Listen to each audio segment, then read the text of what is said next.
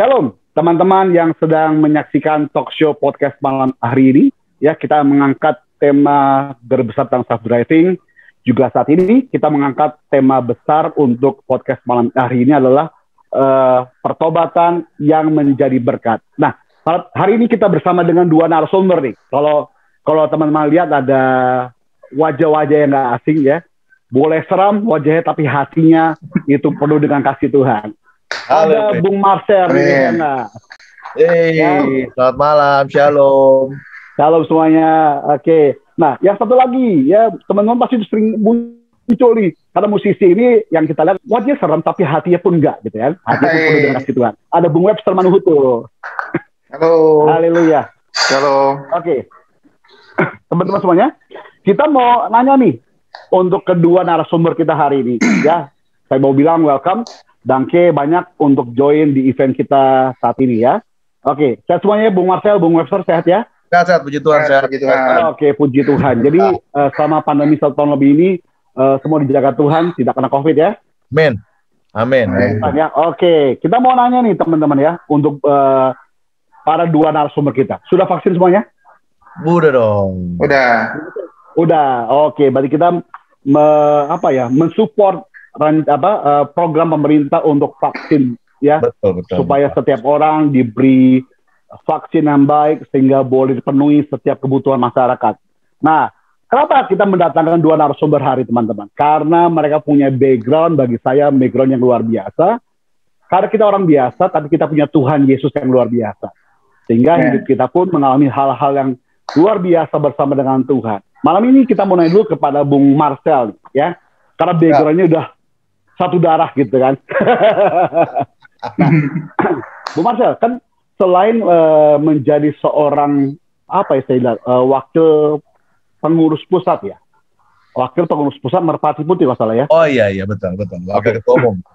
Oke, wakil ketua umum pengurus pusat Merpati Putih kan saya melihat ada beberapa acara yang saya lihat ada Bu Marcel ya, dan mereka mengangkat tentang pernafasan gitu. Ya, oh iya. Pernafasan. Nah, mereka bilang ini, ternyata pernafasan tenaga dalam yang dilakukan oleh teman-teman ini sangat menolong untuk teman-teman yang sedang bermasalah dengan COVID, gitu kan?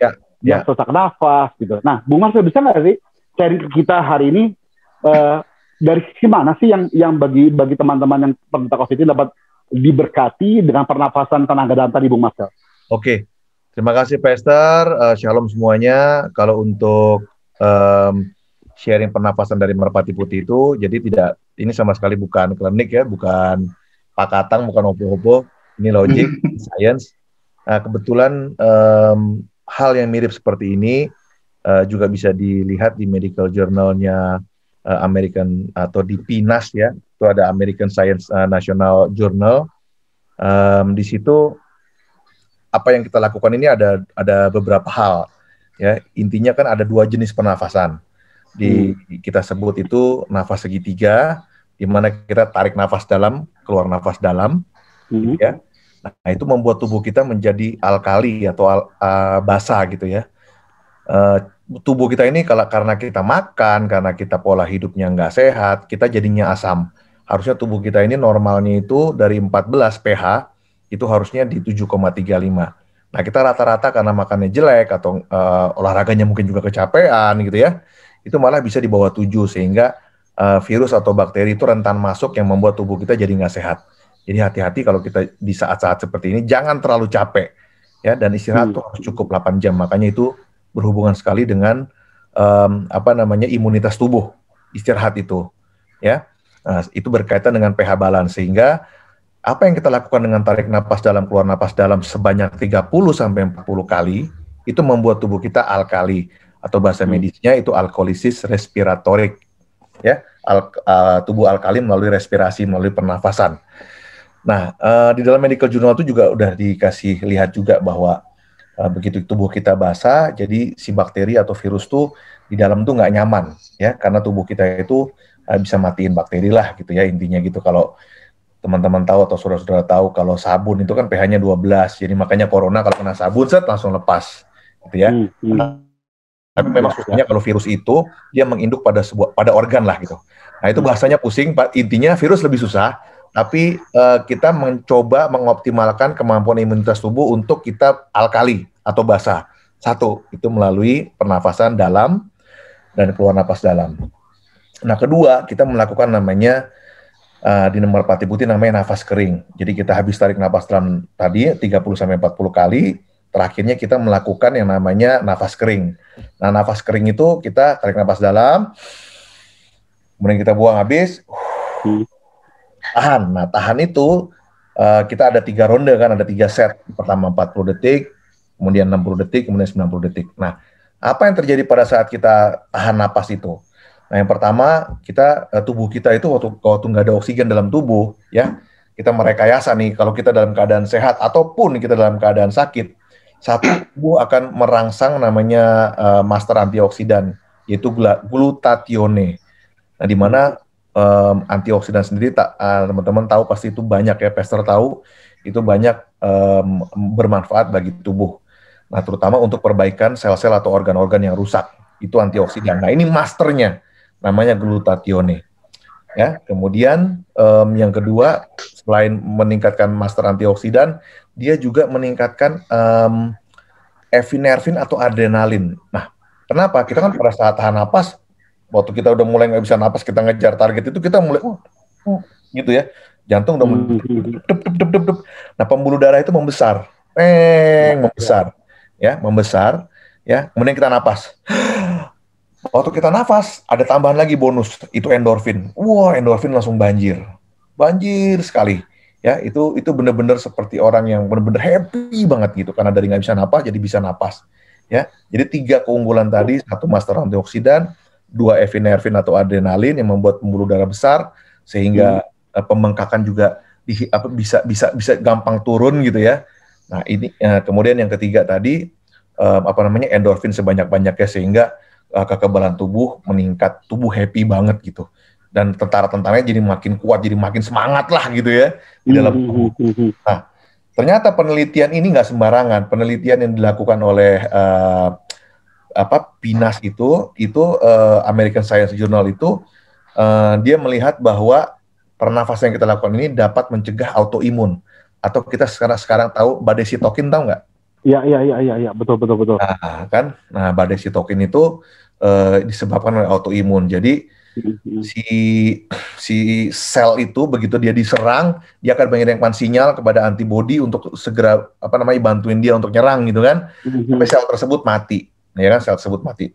Begitu banyak virus nyerang, jaringan itu, sel-sel itu pada mati, jaringannya itu jadi rusak kan. Nah, jaringan yang rusak itu misalnya nempel di ginjal atau di organ-organ tubuh yang lain, sehingga membuat tubuh itu nggak berfungsi. Nah, makanya Raditya Olan almarhum itu mengalami badai sitokin yang membuat dia akhirnya meninggal karena kegagalan fungsi kalau nggak salah ginjal ya, kalau nggak salah ya, Raditya ya waktu itu ya. Dia komorbid dengan asma juga sih. Oke, jadi mungkin orang lihatnya komorbid ya, tapi kalau saya lihat memang karena si virus itu berinang atau dia tuh masuk dulu ke dalam organ. Nah, organ yang dia masukin itu ginjal, kenanya di ginjal. Nah, itu mengakibatkan si ginjal itu jadi rusak. Karena apa? Yang tadi saya bilang, sel waktu ngirimin sinyal untuk dibantu sama autoimun, dia membunuh dirinya sendiri supaya jangan memperbanyak itu virus. Tapi otomatis jadi rusak itu jaringan. Ya kan, begitu banyak di bagian itu jadi rusak bagiannya itu. Nah, itu yang membuat akhirnya rusak itu organ itu, akhirnya cuci darah atau segala macam. Atau kenanya jantung, ya jantungnya jadi rusak, jadi gagal jantung gitu. Nah, itu kalau kita latihan pernafasan tadi, kita bisa membuat tubuh kita mencegah sampai terjadinya yang pertama, dengan adanya tubuh kita basah, organ atau darah yang ada di dalam organ itu kan udah sifatnya basah gitu ya, jadi udah pasti sehat. Nah, kita membuat virus tuh nggak nyaman seperti orang yang ada di padang gurun lah gitu, kurang lebih ya. Jadi kalau bisa mati dengan sendirinya, dia mati dengan sendirinya dengan alamiah gitu ya. Tapi yang kedua juga, pembuluh darah kita juga makin lebar gitu ya.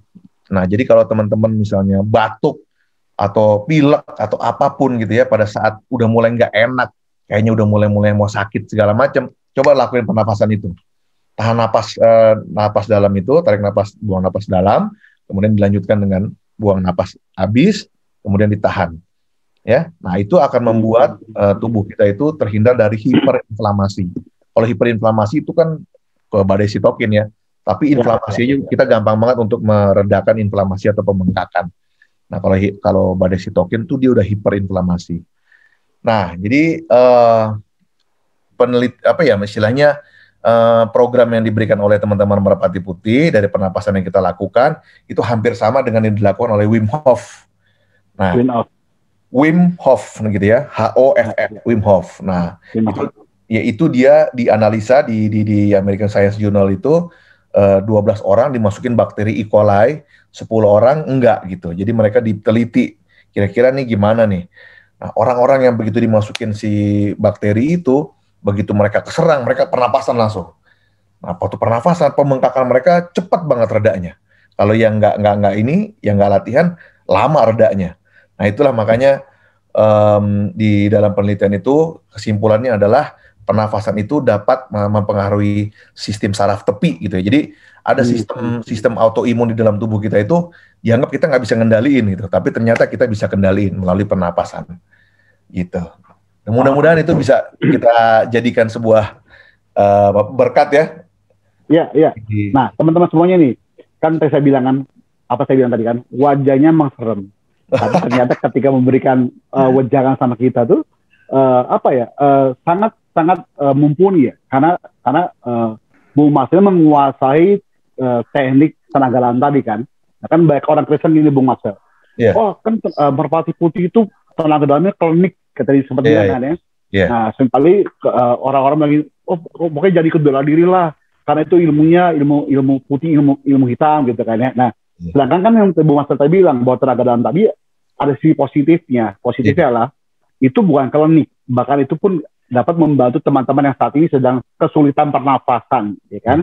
Yeah. Kan ada beberapa teknik yang dokter kasih, ada yang tengkurap lah, ada yang bagaimana. Tapi dengan informasi yang Bu Mas berikan barusan, itu membuat ada alternatif lain, ya kan?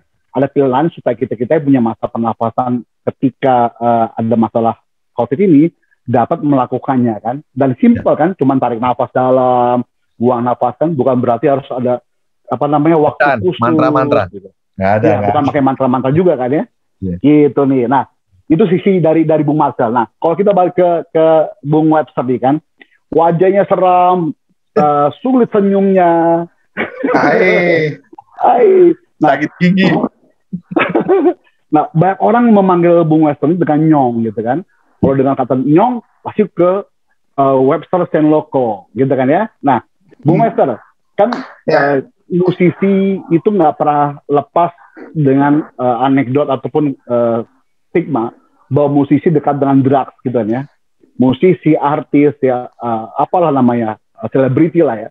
Itu nggak pernah lepas dari drugs nih, ya kan. Nah, sedangkan Stenloko sampai hari ini masih berkarya, ya kan. Yang saya tahu dari teman-teman yang di luar bahwa Bung Webster ini membawa pengaruh positifnya luar biasa untuk bidang permusikan di Stenloko dalam hal memberi influence gitu kan ya, supaya mereka stay away from drugs. Nah, bisa cerita nggak sih sama kita nih, Bung Webster kok punya pemikiran seperti itu gitu loh. Silakan Bung Webster. Mungkin pertama ya lihat mungkin didikan dari orang tua ya. Karena dari dulu kan mama juga selalu bilang gitu loh. Terus puji Tuhannya ya kita juga bergaul sama banyak orang. Yang orang gila semua ada, yang biasa, yang pokoknya ada lah semuanya. Cuma makanya itu bisa dibilang pertama itu doa mama sih ya. Kita sampai dijaga terus sama doa. Kedua ya mungkin dari diri kita sendiri juga emang komitmen tidak mau korek bagian situ. Oke. Jadi kalau misalnya untuk musisi, apalagi musisi ya, itu gampang sekali kayak gitu. Apalagi kita dibilang ya kalau misalnya kita lagi manggung di mana ya ini artisnya. Kita mau minta apa aja pasti disediain semuanya. Apa aja itu dari aneh tapi nyata udah ada.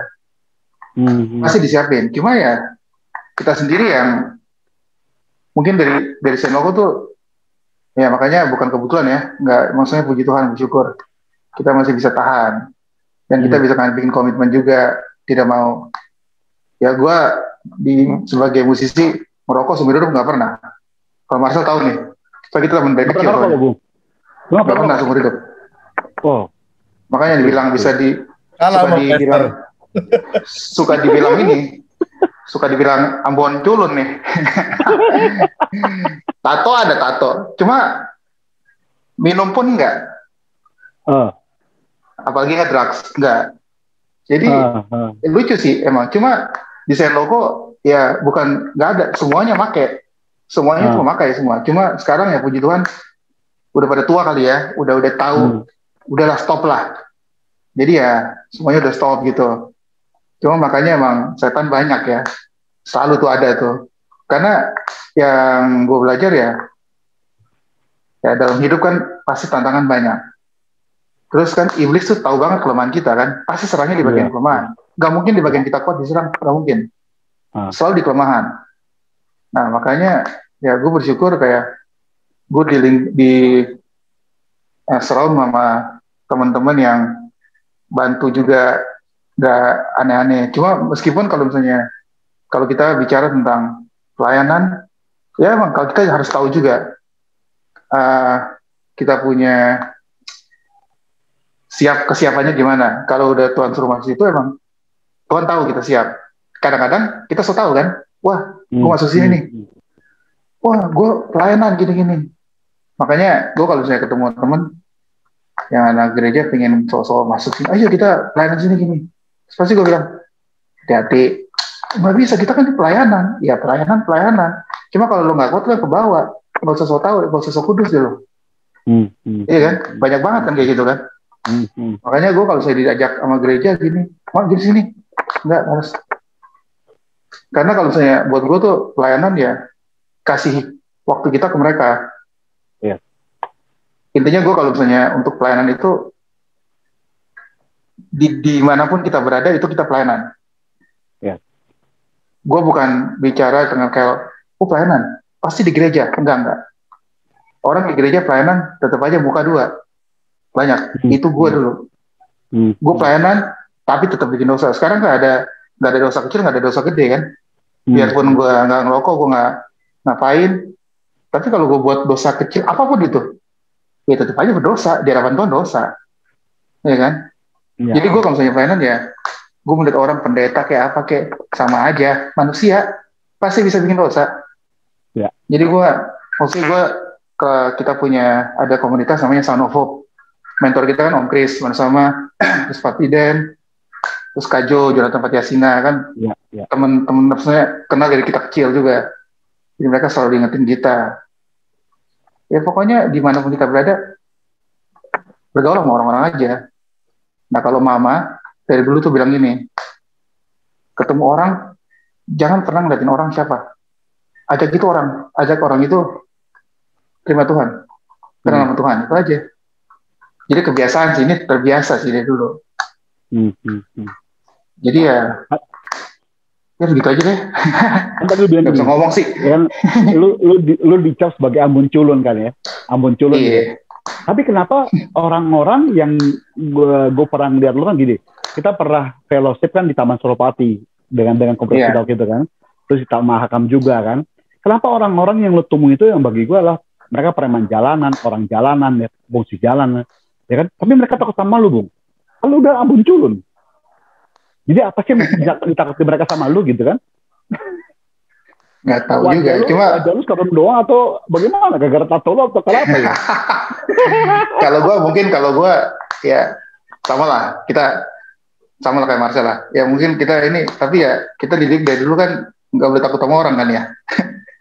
Cuma tetap aja harus lihat orang tuh nggak boleh merendahkan orang atau gimana. Nah kalau misalnya di Taman Suropati itu mungkin ya itu juga Tuhan taruh di situ. Itu di Taman Suropati gue jadi ketua musik 2 tahun. Oh gitu. Pantesan mereka, jadi, lu datang mereka oke-oke aja. Gue situ karena gini, yang gue pelajari gini. Ini setelah gue jalanin ya, pelayanan. Maksudnya setelah gue ngerti juga firman gitu. Di Taman Suropati orang ngeliatin gue, bukan di Taman Suropati aja di Blok M. Gue kan bergaul sama preman-preman ya, karena ya gue nganggap mereka saudara gitu. Gue nganggap mereka musuh. Gue kata lu tukang potong, ya saudara-saudara gue banyak banget tukang potong. Tapi ya gue nganggap mereka tetap biasa aja. Ya gitu sama lah kayak kita, nggak ada bedanya. Nah waktu Taman Suropati gue ketemu mereka kalau nggak di Blok M, gue udah jadi teman mereka gini. Dan gue juga bagian apa yang gue dapat kayak, sorry diminta untuk kayak, ayo nih rokok gini, sorry gue nggak ngerokok. Nah ada juga tuh sering banget tuh, wah masa Ambon nggak ngerokok, Ambon nggak minum, enggak gue enggak. Tapi gue bukan tipe orang yang, wah yaudah deh gue ngerokok aja deh, karena ada kayak gitu kan, biar diakuin kan. Nah gue nggak ada tuh, di hidup gue nggak pernah kayak gitu. Di mana pun gue berada, kompromi supaya diakui. Nggak ada kompromi ya. Iya. Dan itu terbukti ya. Marcel bisa lihat gue juga di satu daerah juga. Iya. Maksudnya ya gue anggap Marcel udah kayak kakak aja, soalnya dari dulu kan kita kan. Gue udah kesepakatan sama semua keluarganya. Sepupunya teman gue dari SMP satu kelas, Brenda. Jadi intinya dimanapun gue berada tuh kayak gue kepingin tuh orang yang ikut gue, bukan gue ikut orang, tapi sisi positif. Ya kan? Gue bergaul di mana? Gue lagi lu nggak pengen lu ikut orang, tapi orang ikut tuh dari sisi positif kita ya. Iya. Kan? Kalau gue cap lu sebagai influencer, bagus dong ya. Bahwa lu mempengaruhi orang lain dengan hal positif gitu loh. Iya. Oke. Nah, kita balik ke Bung Marcel nih. Kalau tau gue di Bung Marcel, kan Bung Marcel punya usaha ya. Waktu gue pertama kali ketemu itu pas lagi konser Natalan satu daerah konser di Sentaro itu ya. Terus kan waktu gue datang kaget juga, kok kayak kawan gue banyak banget di sini kan, karena gue dikasih pela gandong sama teman-teman di Ambon gitu kan, kasih marga farm juga gitu. Oke. Orang-orang ada yang saya kenal juga, ada yang di daerah Kramat Jati dan sebagainya gitu. Terus ada satu momen gini, teman saya Pastor Loki bilang gini, Bim, Bung Marcel tuh salah satu dia pemilik untuk jasa pengamanan dan keamanan, ya kan? Terus ada lagi kalau nggak salah ya dia ngurus tentang debt collector gitu kan ya. Nah, saya mau ngomong gini Bung Marcel, kan ini lagi naik daun nih masalah pandemi kan. Kan kalau saya bilang namanya DC ya, DC gitu, DC kan. DC ini kan ya kan serba sulit ya. Karena mereka kan hidup juga dari orang-orang yang punya tanggungan ke yang memberi kredit pada mereka kan. Dan selama pandemi begini kan mereka nggak bisa menagih gitu kan. Kalau menagih pun bermasalah karena beberapa waktu lalu kan ada ribut juga di daerah Mangga Besar kan gitu kan. Yeah. Nah, saya pengen lagi di Bung Marcel. Yang tahu saya gini, yang saya dapat informasi bahwa cara Bung Marcel untuk mengelola itu bukan seperti kebanyakan orang gitu kan, yang harus dengan sistem kekerasan, harus muka serem sangar gitu, tapi lebih humanis gitu kan, lebih kepada touching personnya. Nah, bagaimana Bung Marcel bisa punya visi kayak gitu Bung Marcel? Silakan Bung Marcel. Ya karena mungkin apa yang gue lihat atau gue rasakan sendiri ya pada saat ini kan kita juga tahu bahwa pandemi ini semua orang lagi sulit lah ya. Tapi di masa sebelum pandemi pun gaya menagih anak-anak gue kebetulan semua basudara ini mereka sudah terbiasa melakukan apa ya, segala sesuatunya tuh penuh dengan, kalau gue tuh kadang-kadang nggak ragu-ragu sih gue ngomongin dengan hikmat ya, gue ngomongin dengan firman Tuhan gitu-gitu ya. Karena anak-anak harus dibekali bahwa lu prosesor lo dalam lo ini atau isi soul-nya orang-orang debt collection ini anak Tuhan semua nih ya. Kalian ini bukan preman yang sembarangan. Kalian dapat tugas dari Tuhan untuk bantu financial institution itu untuk membantu supaya perusahaan bisa jalan, supaya ekonomi bisa berjalan, ya kan? Tuhan pakai kalian. Berarti kalau kalian anak Tuhan, caranya nggak boleh melanggar firman Tuhan atau nggak boleh melanggar hal-hal yang Tuhan sudah tetapkan, ya kan? Ya. Udah simpelnya gitu aja. Sehingga pada saat di lapangan, ya anak-anak tersebut sudah tahu bahwa tanggung jawab mereka itu masing-masing pribadi itu nggak boleh melanggar dari apa yang mereka tahu atau mereka pahami tentang kehidupan dalam bertuhan gitu ya. Ya kan nggak hanya mayoritas Kristen ya, di situ juga ada Muslim juga gitu ya. Tapi saya minta tolong sama mereka bahwa pakai hati lah, begitu mereka turut pakai hati. Kenapa? Hati itu kan tempat bersemayamnya Allah ya. Jadi tanya di dalam hati, ini orang benar atau enggak. Nah, step-step itu juga diajarkan secara otodidak ataupun juga diajarkan melalui sertifikasi OJK juga, supaya di mana semua debt kolektor itu mempunyai sertifikasinya, terutama di kartu kredit, di apa namanya leasing ya, teman-teman tuh punya sertifikasi OJK masing-masing pribadi, gitu ya. Nah mereka punya prosedur-prosedur atau tahapan-tahapan untuk menagih, dan itu nggak boleh sembarangan. Jadi selain dari sisi administrasinya dilengkapi bahwa mereka bersertifikasi, mereka juga harus punya mental sebagai anak-anak Tuhan dalam menagih, gitu, sehingga mereka merasakan, nah yang paling topnya itu di mana kita ikutin Tuhan untuk campur tangan dalam segala hal, itulah Tuhan berkuasa. Karena saya bilang sama anak-anak, kalau lu udah nggak bisa, ya jangan lu pakai kekuatan lu sendiri, lu pakai kekuatan Tuhan, lu minta sama Tuhan, gitu, sehingga Tuhan yang menggerakkan hatinya untuk membayar, Tuhan yang membuat dia nanti caranya bagaimana supaya membayar. Karena banyak banget terjadi mukjizat-mukjizat di mana orang-orang yang nggak mampu atau mungkin udah nggak punya jalan apa segala macam, dengan kita mengadakan pendekatan kepada orang-orang tersebut, malah orang-orang tersebut dapat jalan, gitu. Juga karena doa kita, gue yakin banget gitu, karena doa kita, sehingga mereka malah dapat jalan, mereka malah deket sama kita, gitu. Ya kedepannya malah mereka bisa bayar, dan kita juga bagus di mata klien, gitu ya.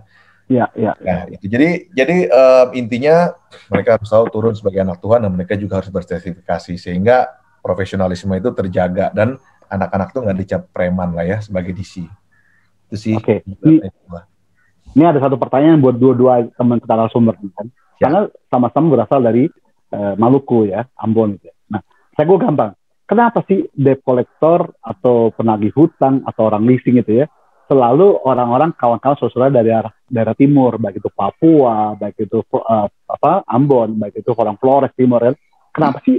Alasannya apa sih sebenarnya? Sampai hari ini gue belum tahu lu beneran asli lu. Ya, tapi kalau dari gue sih simpel ya, karena kan sebenarnya nagih itu sebenarnya butuh keuletan, ya kan, keuletan datang gitu, ya kan. Nah mungkin teman-teman yang memang membutuhkan itu kan memang mereka dari timur ini memang mereka ulet. Tapi yang paling jelas adalah mau nggak mau teman-teman itu sudah mempunyai penampilan yang memang cukup tegas ya, atau boleh dibilang memang punya penampilan yang begitu mereka datang, orang udah tahu, gue udah apa nih, gue udah salah apa ya? Iya kan? Ya mungkin menurut gue itu ya, jadi dia punya penampilan yang udah disetting, ya kan?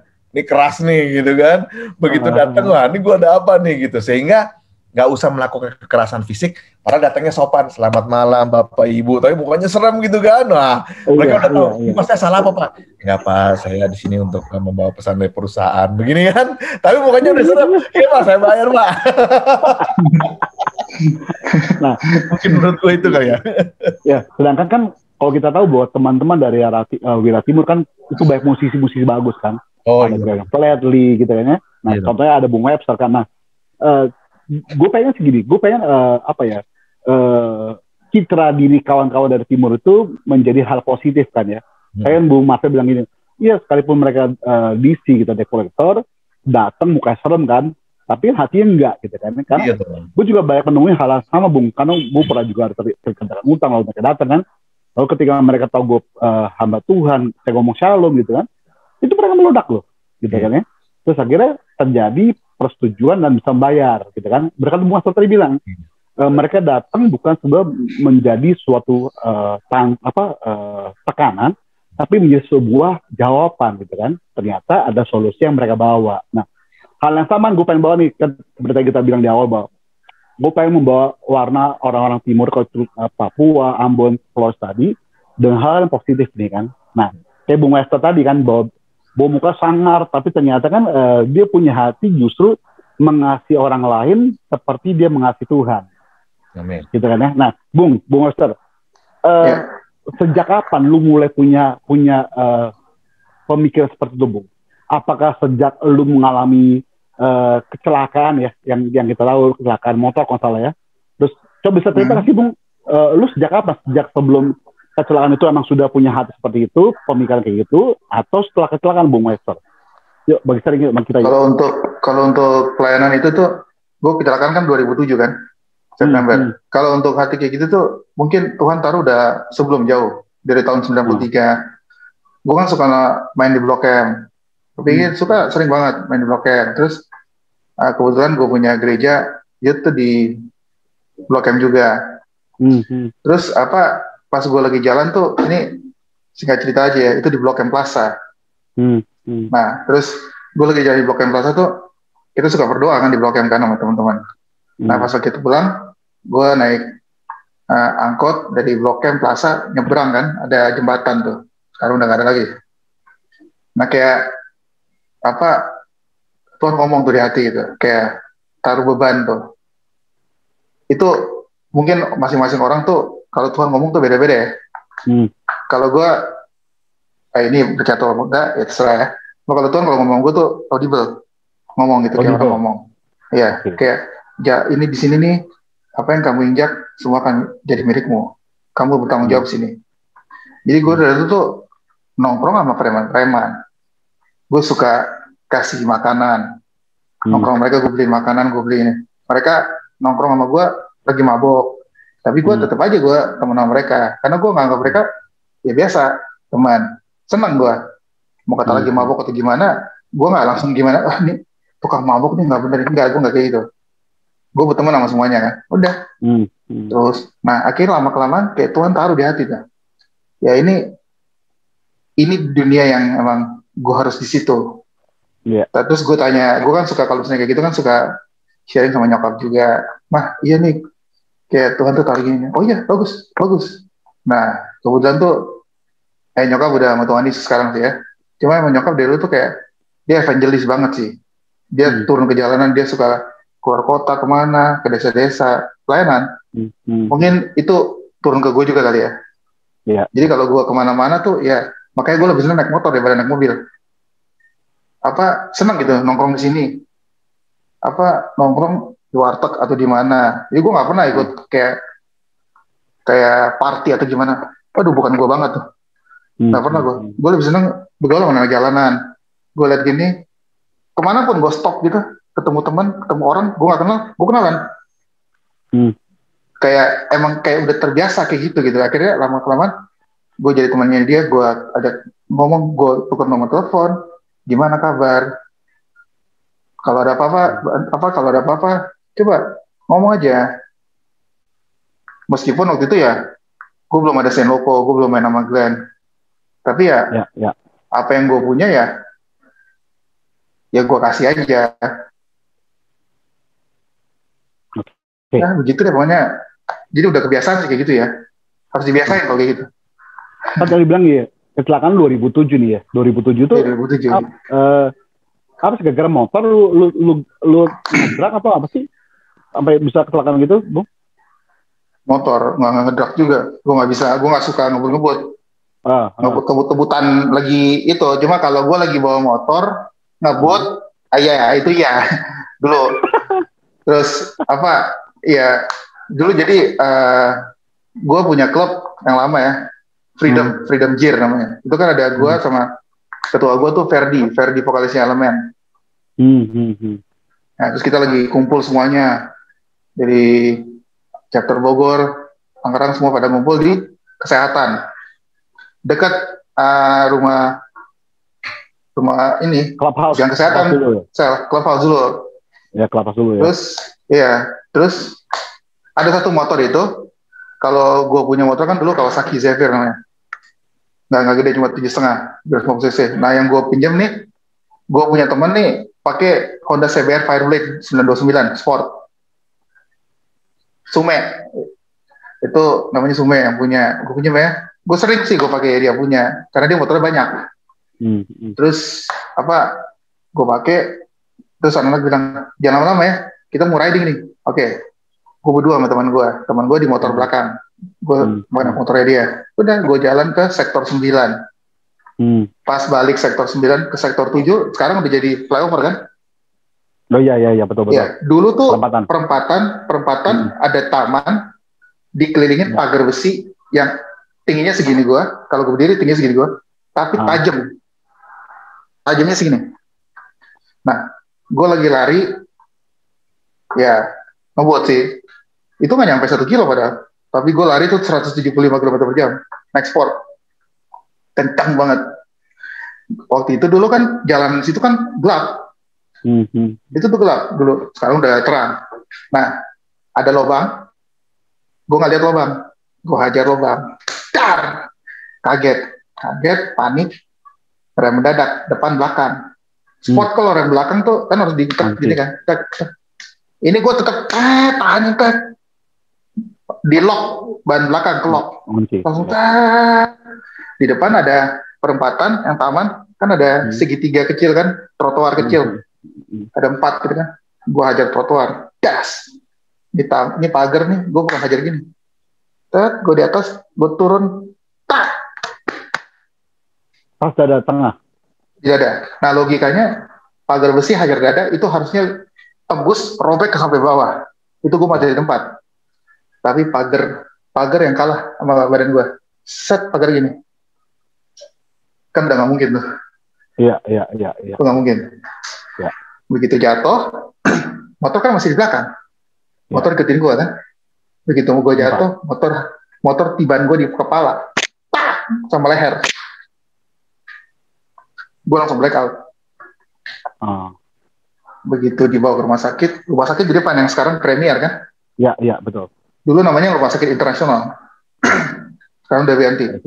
Dokter bilang, dokter bilang, Ibu, saya minta maaf, kondisi Webster sekarang, Webster bisa mati. Kalaupun tidak mati, dia bagian kiri sudah mati. Dia bagian kiri. Dan dia sudah cacat, dan dia akan cacat sampai dia mati. Selamanya berarti. Jadi gue nggak bakal bisa jalan. Gue pakai tongkat, nggak bisa pakai tongkat juga ya. Pakai kursi roda. Oke. Nah, terus kalaupun dia tidak mati, kita harus operasi. Tulang dada patah, rusuk kiri patah 3, rusuk kanan patah 1. Ini patah nih tembus keluar nih. Apa namanya? Tulang belikat. Otak kiri tabrak otak kanan. Tengkorak hajar bengkong. Begini.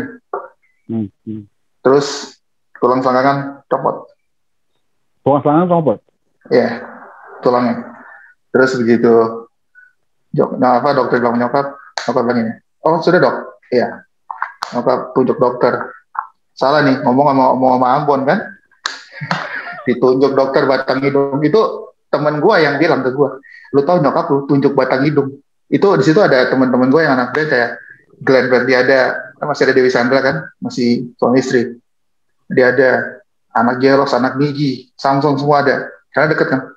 Mereka yang bilang ke gue, mak lu tunjuk batang hidungnya dokter, dibilang tidak boleh operasi. Nanti yang operasi Webster, dokter di atas kepala dokter. Langsung dokter bilang, ibu gila, ibu tanggung jawab ya. Langsung mama bilang, iya nanti gak usah takut, nanti Tuhan Yesus yang tanggung jawab. Dokter lihat, gue 4 hari koma. Hari keempat bangun. Harusnya gue komanya berbulan-bulan. Tapi gue pas hari keempat, gue udah bangun. Begitu gue bangun, gue bangun, berdiri, jalan. Goyang, kaki kiri, tangan kiri. Kan udah cacat. Iya. Satu rumah sakit geger langsung. Oh, Webster bangun. Nyokap tuh tiap hari doanya cuma berlutut di samping gue. Terus ngomong di kuping. Ngomong perkataan firman aja. Kan mulut kita berkuasa. Iya, amin. Ya, makanya nggak boleh ngomong yang aneh-aneh. Ngomong itu. Akhirnya begitu pas itu mujizat pertama tuh. Pas 4 hari bangun, semua gerak. Kaki kiri gerak. Kan udah cacat. Itu nggak mungkin. Udah. Begitu mujizat kedua tuh 3 minggu kemudian. Hasil ronsen. Sekarang. Hasil ronsennya sekarang. Ini sampai sekarang ya soalnya. Semuanya normal. Semua balik normal. Sama sekali. Enggak. Yang operasi Tuhan. Yang bisa bikin itu cuma Tuhan Yesus. Iyalah, siapa bisa bikin tuh baru semua. Nggak ada di dunia ini manusia bisa begitu, nggak ada. Di luar logika kita loh ini benar. Dan gue belajar satu, ya gue selama hidup tuh semenjak gue keluar dari situ, keluar dari rumah sakit ya gue belajar ya. Yang pertama yang tadi gue bilang cuma Tuhan Yesus. Yes. Terus kenapa kadang-kadang orang bilang gini, wah memang kayaknya emang Tuhan hukum, Tuhan gini, enggak. Tuhan tuh nggak pernah kasih hukuman buat kita. Maksudnya Tuhan nggak pernah kasih rancangan kejadian kayak gitu. Nggak. Kenapa gue bisa kayak gitu? Ya pasti manusianya error. Gue yang salah. Pilihan lo ngebut. Iya. Karena gue ngebut, waktu itu gue lagi stres juga, gue ngebut juga gini. Akhirnya gitu. Nah, kadang-kadang orang so tau kan, wah emang lo banyak dosa lo, nggak ada hubungannya, nggak ada hubungannya, so tau banget tuh. Ngomong itu banyak orang Kristen, makanya dia bilang, coba sini duduk sama gue coba, jangan so tau kalau ngomong, nggak ada kayak gitu. Akhirnya gue belajar satu, yang bisa bikin itu cuma Tuhan Yesus. Kalau misalnya akhirnya gue suka encourage teman-teman juga lagi down lagi apa-apa, dimanapun kita situasi apapun itu, tolak ukurnya gue selalu bilang gue udah diangkat dari maut sama Tuhan. Kalau Tuhan bisa kasih kesempatan hidup buat gue, kalau lu masih mikir kayak aduh gue nggak ada duit nih, harus gimana gini, berarti lu nggak kenal sama Tuhan, lu siapa? Ya kan? Kita kadang-kadang kita gini, kita terlalu ada di comfort zone kita, mau apa-apa bisa. Tapi kadang Tuhan tarik gini, bikin gak ada. Bingung. Biar apa? Biar kita mengandalkan Tuhan Yesus ya. Jangan mengandalkan manusia atau mengandalkan keadaan yang kita punya sekarang. Makanya gue belajar apapun itu. Kalau udah nggak bisa apa-apa, udah. Tuhan, gue percaya pasti ada jalan keluar. Lo nggak bakal tinggalin gue. Titik, begitu aja. Yes, luar biasa emang ya. Iya, simple. Kadang-kadang orang yang suka bikin dia Tuhan. Betul. Tinggalnya orang Kristen tuh hobinya ngejudging aja kan. Iya, itu dia. Jadi pakai takarannya dia untuk menghakimi orang lain. Sedangkan kan Tuhan nggak seperti itu merancangkan. Karena kita katakan Tuhan merancangkan kan damai sejahtera, bukan kecelakaan, penuh harapan kan. Rancangan Tuhan terbaik untuk kita kan. Tapi benar kata tadi Bung Marcel bilang, ya pilihan lu ngebut sendiri kan. Karena yang gue tanya, lu hobi ngebut, enggak gitu kan. Tapi saat itu emang lu lagi ngebut gitu kan. Nah, karena sekali orang-orang punya masalah kan pasti pelariannya pengen ngebuang sesuatu pelarian kan. Mau ngebut lah, teriak lah, ngedrak lah, dugem lah gitu kan. Terus ya pokoknya hal negatif kita lakukan kan. Nah, gue garis bawah lagi. Kan tadi lu bilang masalah motor ya. Lu hobi motor besar juga kan. Makanya lu bisa join dalam klub satu darah nih. Nah, gue tarik ke satu darah kan di kanan Bung Mas satu darah nih. Kalau teman-teman yang sedang menyaksikan talk show podcast hari ini ya, lu boleh googling lah. Karena pertama kali gue dari satu darah, gue googling awalnya. Gue penasaran ya kan. Sedangkan kan klub motor besar di Indonesia kan bukan hanya satu, tapi ada beberapa yang lain gitu kan. Yang bukan kan HDCI gitu kan ya, salah satunya yang terbesar gitu. Nah, ketika gue dari satu darah hari itu gue langsung googling. Terus, ini klub satu darah itu bukan hanya di Indonesia, tetapi besarnya di Belanda gitu ya. Waktu gue baca Eropa. kan, ya Eropa kan ya. Terus itu menjadi momok di daerah Eropa bahwa ini klub yang ngomongnya itu negatif gitu ya, di drugs lah, prostitusi lah sebagainya gitu, tentang gangster lah ya, yang anak motor lakukan. Tetapi ketika saya tahu satu daerah Indonesia ini berbeda gitu. Berbeda bahwa stay away from there gitu kan, nggak boleh ke situ arahnya gitu kan. Nah ini yang membuat gue gini, ada sesuatu hal yang salah nih. Salah, ada kata gini, kok nggak kayak biasanya gitu kan, yang selalu bilang kok geng motor tuh brutal, geng motor tuh arogan gitu kan ya. Tetapi satu darah ini gue kok hal positif gitu kan. Terus ketika gue tahu presiden satu darah MC ini Bung Marcel kan. Nah kembali lagi Bung Marcel, gue nanya nih Bung Marcel, kan lu sempat bilang ini bukan presiden Marcel, Muhammad itu di atas presiden. Muhammad dan presiden ya. Dulu pertama presiden ya betul. Ya dulu presiden. Karena Bung Marcel berawal presiden kan awalnya kan gitu. Terus ada yang salah nih gitu. Salah, jangan geng ini cuman membawa nama besar satu darah supaya serem, tapi bahasa Bung Marcel, gue bilang ini jajan Ambon unyu gitu kan. Ternyata yang bergabung kan bukan hanya orang Ambon di sana kan, tapi ada orang yang gue ada di Hong Kong ada orang bule gitu kan, di Bali ada, di Depok ada gitu kan. Nah, bagaimana sih Bung kok bisa membawa warna positif ya di tengah-tengah orang membuat sinis kepada geng motor yang bilang selalu arogansi dan sebagainya. Bagaimana sih lu bisa membawa orang itu, Bung?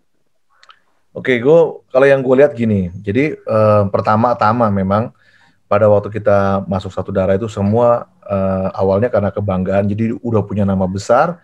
Kita sebagai anak-anak keturunan Maluku, kita ingin bahwa Satu Darah itu ada di Indonesia pada saat itu ya.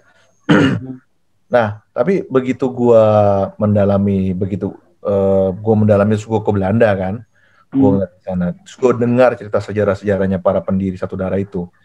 Nah, kenapa gue berani banget membawa Satu Darah di Indonesia itu ke hal-hal yang baik, yang positif? Karena lahirnya Satu Darah itu adalah hal yang positif.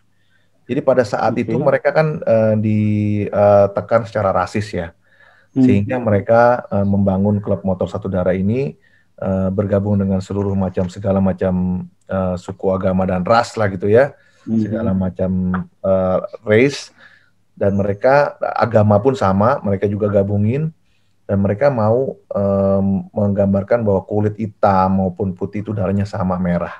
Jadi dasar membangun Satu Darahnya itu udah bagus banget gitu ya. Terus diikat dari semua tujuan itu, diikat nih, kalau kita lihat nih di gambar nih kan ada ikat kepala putih nih, kita selalu bilang bahwa kita tuh diikat dengan kemurnian gitu, kemurnian hati. Jadi segala sesuatu tujuan kita itu yang ada di dalam filosofi Satu Darah itu positif gitu.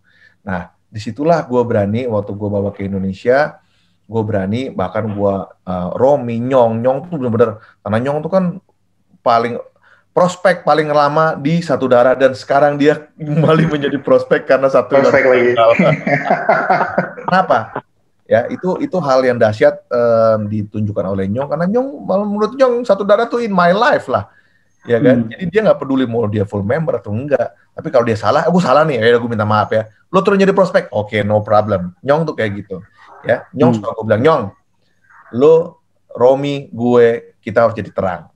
Ya, di tengah-tengah Satu Darah, di tengah-tengah image orang terhadap Satu Darah yang negatif, kita harus pertahankan bahwa kita anak-anak Tuhan yang memang mencerminkan hal-hal baik yang datangnya dari Tuhan. Ayo kita jaga itu. Gue bilang Nyong bilang Nyong, ayo kita jaga. Lo nggak boleh ya Nyong, namanya manusia Nyong ya, Nyong juga kadang-kadang suka curhat apa segala macam. Gue bilang Nyong jangan fight.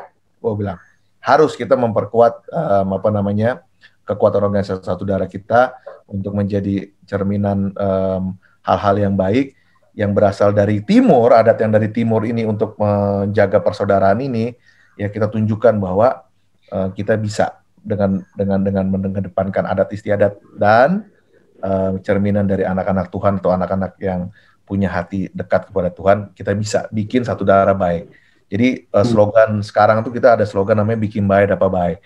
Jadi anak-anak mau dari Muslim, mau dari Kristen, semua mereka bertujuan berlomba-lomba untuk membuat hal-hal kebaikan. Karena kita punya moto bikin baik dapat baik di Indonesia. Gitu. Nah, bikin baik dapat baik. Gitu. Bikin baik dapat baik. Kebetulan saya juga nomad Asia, saya juga bawa itu ke ke Asia ya, ke Singapura, ke Malaysia, ke Thailand, ke semua negara-negara itu kita membawa message bahwa lu bikin baik, lu dapat baik gitu. Dan kita nggak mau mengarahkan organisasi ini ke arah organisasi outlaw yang pokoknya apa-apa hantam, hajar, bunuh, nggak ada kayak gitu kita. Ya, tapi dengan kekuatan organisasi kita, brotherhood-nya kita ini amat sangat kuat ya, dengan prinsip pela gandong, ale rasa beta rasa, potong kuku rasa di daging, itu nggak ada yang bisa goyang gitu. Ya, kita hal-hal kita yang nggak cocok dengan kita bahas internal. Kita nggak pernah gosip-gosipin yang lain. Nah, begitu kita udah selesai, kita di luar, kita kelihatan bahwa kita bersatu, kita kompak. Itu yang ada di dalam Satu Darah. Sampai dengan saat ini, itu diajarkan oleh pendiri-pendiri Satu Darah pada saat saya ke sana, di mana para pendiri Satu Darah itu hubungannya hangat banget. Jadi ada 9 pendiri ini, kalau lihat dari bulu-bulunya ini, semua itu keren banget. Mereka tuh kalau salah satunya sakit, mereka pusing semuanya. Ya, salah istrinya ada yang sakit misalnya apapun itu, mereka akan pikirin, mereka akan cari cara gimana cara dapetin obat itu istrinya, atau gimana cara dapetin dana. Itu terjadi di Satu Darah. Ya, satu ada yang meninggal, itu bisa presiden dunia, Marcel, senior kita ini ada yang meninggal, saya harus balik ke Eropa lagi. Bayangin ya, bisa kayak begitu. Di tengah-tengah ini bisnis lagi ini terjadi ya baru-baru ini, di mana ada bisnis yang lagi kita rintis, yang kita udah mau jalanin, tiba-tiba saudara yang meninggal, dia bisa balik. ya, dan dia bikin seremoni gede-gedean untuk saudaranya yang meninggal. Nah, hal-hal kayak gitu tuh amat sangat berarti di organisasi ya, terutama keluarga besar di satu darah, sehingga saya lihat hal-hal positif ini harus kita jaga, dan cerminan dasar filosofi anti-racist, ya kan, dibuat juga sama anak-anak, istilahnya anak-anak Tuhan juga, yang punya hati juga dekat sama Tuhan, yang nggak pingin juga satu darah itu menjadi gangster ya. Nah, kenapa mungkin Eropa itu terjadi hal-hal yang tidak diinginkan ya? Karena pada saat itu mungkin semua baru belajar ya. Nah, pada saat orang begitu antusias yang masuk satu darah, tidak ada kontrol. Nah, makanya pada saat di Indonesia, hampir kayak gitu terjadi. Waktu saya buat, langsung seluruh orang itu pengen masuk. 500 orang lebih pengen masuk satu darah. Nah, tapi pendirinya satu darah datang ke Indonesia, dia bilang, Marcel, nggak bisa gini. Lo interview ulang semua orang. Lo lihat siapa yang benar-benar mau masuk satu darah. Kasih pertanyaan ini. Lo lihat. Langsung turun dari 500 orang, kurang lebih 100 orang lah baru berkumpul. Nah, sekarang Jakarta mungkin tinggal berapa orang. Tapi solidnya bukan main. Terbagi lagi di Depok segala macam. Itu solidnya bukan main. Jadi bagi mereka, it's not about a quantity, but it's all about the quality. Quality of satu darah ya. Nah, gue juga menyaksikan atau ketika teman kita ya, Bung Robi meninggal kan ya. Iya. Yeah. Gue kayak punya apa ya, kayak suatu kebanggaan lah ya. Sahabat gue ini meninggal, terus gue lihat bahwa ada janji setia dari satu darah ini yang sangat dipegang kan ya. Bahkan Bung Robi meninggal, nanti yang boleh ngangkat peti gue hanya satu darah. Tanya Bung Marcel, dia tahu apa yang dilakukan. Nah, ketika Bung Robi sakit pun, gue tahu bagaimana yang tadi Bung Marcel bilang kan, kalau satu member sakit, semua mikirin. Semua pusing. Ya kan? Kalau kita tahu bahwa dia ada kesulitan dan sebagainya, kita tahu kan. Dan dia cerita, bro, Pester, ini gue bukan tahu nih, bahwa ini klub motor banyak positifnya gitu kan. Sedangkan di luar sana banyak negatif ya kan. Kayak kemarin ribut di daerah TBC Batam, ribut kan, polisi diserang kan. Nah, tapi hal positifnya saya bilang, iya, ini basudara banget gitu kan. Jadi slogan satu darah itu benar-benar mengena bahwa ketika salah satu member meninggal gitu kan, terus saya pernah lihat di Clubhouse bahwa ada frame gitu kan, ini perjalanan hidupnya, ada foto siapa yang meninggal kan. Itu salah satu bentuk tribute gitu kan ya, menghargai gitu kan. Nah, kebetulan waktu itu gue pernah lihat beberapa orang-orang dari timur kan, orang Ambon ya, di dalam Polres apa kan. Terus saya sebut satu darah, mereka respect banget ya. Terus saya bilang gini, kenapa kamu buat kriminal, sedangkan teman-teman yang satu darah itu nggak buat kriminal gitu kan. Terus iya, saya salah jalan gitu kan. Akhirnya ketika dia tahu bahwa saya cukup dekat dengan beberapa member ini, tolong layani saya gitu kan. Akhirnya puji Tuhan, teman tadi dilayani sampai hari ini. Nah, ini kan menjadi sebuah hal positif bagi saya. Kenapa? Karena kalau saya tahu bahwa pertama kali karena satu darah itu ada pendetanya, Pastor Wilfred ya, kalau salah ya. Wilfred sendiri sih bukan satu darah, cuman memang dia support satu darah atau menjadi pendampingnya satu darah. Wilfred Sumokil. Ya, Wilfred Sumokil. Gini, berarti kedekatan satu darah dengan rohaniawan tuh sangat erat gitu kan ya. Yeah. Baik itu mungkin dari Kristen, mungkin dari Muslim kan. Jadi memang tidak membawa, kemudian saya bilang nggak bawa agama, ras, suku dan sebagainya kan. Bahwa ini murni kita bersaudara, punya hati sama-sama hati nurani ya, dan membawa dampak positif gitu loh. Yeah. Oke, nah sekarang nih Bung Webster ya kan, channel kok masih jalan? Ya begitu kan masih. Nah, masih. Nah, gue sempat tahu lu kolaborasi dengan teman gue DJ Slide ya. Lu punya tim lagi musik kan gitu ya? Tujuh kurcaci. Iya, tujuh kurcaci ya. Tujuh kurcaci. Terus lu punya kesibukan baru nih yang lagi booming kan? Karena gue pernah ke Harapan Indah, itu lu punya tempat ada sana. Tadi Bung Mate bilang di Bintaro ada, ya kan? Dulu di sana ada. Kan? Ya, lu punya apa sih? Lu punya bisnis baru apa sih? Bung Mate? Ya, bukan bisnis baru, udah ya nggak lama juga sih, baru 3 tahun. Gue sama teman-teman gue bikin bisnis kopi, namanya Kopi Keren. Oke. Gitu. Kapan-kapan kita Bung Mate ke sana ya? Iyalah. Ke Bintaro atau ke Pejaten terserah. Podcast di situ dong, podcast. Boleh. Gue bilang sama Timo gini, kapan-kapan kita tempat Bung Webster, ayo Pak gitu. Karena kita pengen juga kan bahwa kita sambil Bung Webster bilang, kita hamba Tuhan tuh nggak boleh anti dengan masalah kriminal gitu kan. Justru kita inkulturasi kan dalam budaya mereka membuat terang Tuhan kan. Iya dong. Soal gini, saya selalu bilang pada orang-orang di jalan ini, Bung Webster. Ketika ada orang kriminal gitu, saya bilang gini, jangan pernah kasih titik ketika masih koma. Ya kan? Karena hidup mereka pasti berubah kan. Hidup saya berubah. Iya. Ya kan? Pada saat saya lagi di titik negatif, masih koma kan, belum titik kan. Hidup masih berjalan kan. Nah, itu yang saya pengen bagikan ke teman-teman yang sedang menyaksikan acara ini kan, bahwa ada Bung Marcel, ada Bung Webster, bahwa mereka tuh punya perjalanan hidup masih koma nih, belum titik. Ya. Tapi tentunya apa yang mulai dengan roh harus diakhiri dengan roh, bukan daging. Ya. Ada quote atau pesan-pesan untuk teman-teman yang hari ini menyaksikan, Bung Marcel? Boleh ada jangan?